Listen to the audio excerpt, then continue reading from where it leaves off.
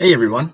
We're going to talk in this video a bit about how to get involved in research, specifically how to do this via emails that you draft to professors to express your interest.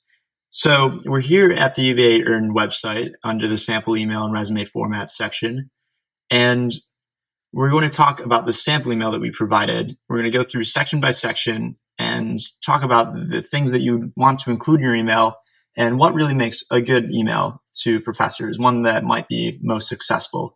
So we'll give you a second first to look over the email, and then we'll discuss each section piece by piece and what you might want to include. So pause the video and we'll catch back up in a second. All right, sounds good. So we're back now. First, we'll talk about the introductory section. So here you're going to want to talk about, you're going to want to introduce yourself and also provide the reason for your email. So you're going to want to provide your name, year, and major, and then provide your reason for emailing. It's important to do that because you can't bury your reason for email way down in the smaller part of or in the later part of the email, because professors are very busy people. They don't want to read through all of this to figure out why you're emailing them. They might actually skip your email if you don't come out right in the first couple sentences explaining the reason for your email. So, first two things to include in your email, just a general introduction and then your reason for email. Secondly, we'll go into the body of and the real meat of the email. And this is where you're going to talk about your reason for your interest and request a meeting with them for the lab.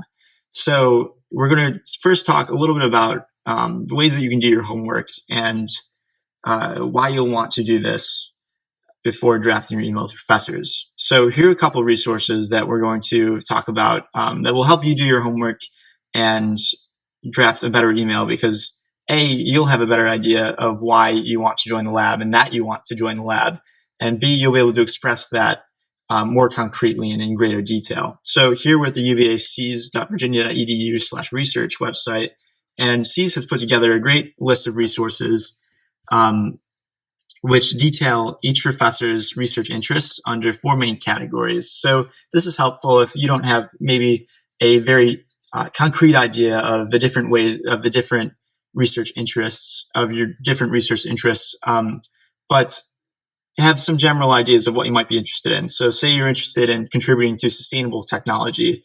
So you could go down through here and you could, pick a research topic that looks interesting. Maybe I'm interested in photovoltaic, and so I can read about Professor Harriot's work, and he's provided brief summaries of all of his research interests. So that's a possible resource for you, and you can use that to choose a research lab.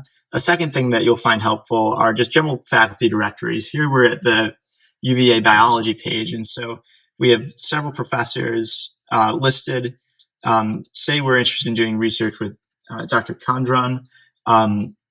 We have the research interests here, and we can read for a general idea of his research. And if you really want to go above and beyond, we can look at recent publications to get a better idea of the type of work that we might be doing, and whether or not we're interested in the specific work that he's doing to address the problem in his field. So these are some general considerations that you want to think about when you're joining a lab, considering the different aspects of the work that might be involved and the work that you might want to do.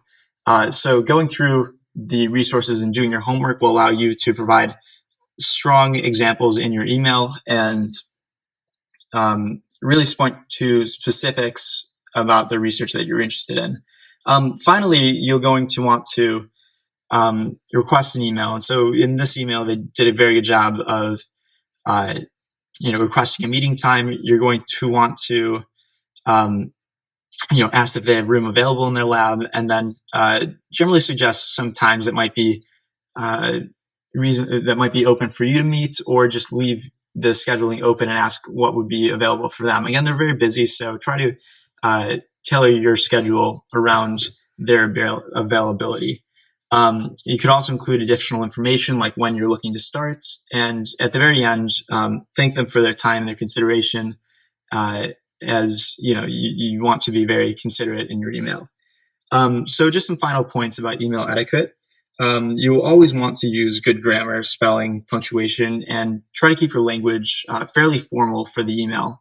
This is a professional email, so you're going to want to have your wording indicate as such and show the professor that they should take you seriously as a possible candidate for their lab. Finally, we'll talk a little bit about follow-up emails. Professors are busy, and so sometimes even if they're interested in having you work in their lab, they may not respond to your first email. But don't lose hope. You can always draft a follow-up email, maybe 4 or 5 days after the initial email, possibly a week, just saying that, hey, I'm still interested. I hope to hear from you soon, type of thing, to follow up and express your continued interest in joining their lab.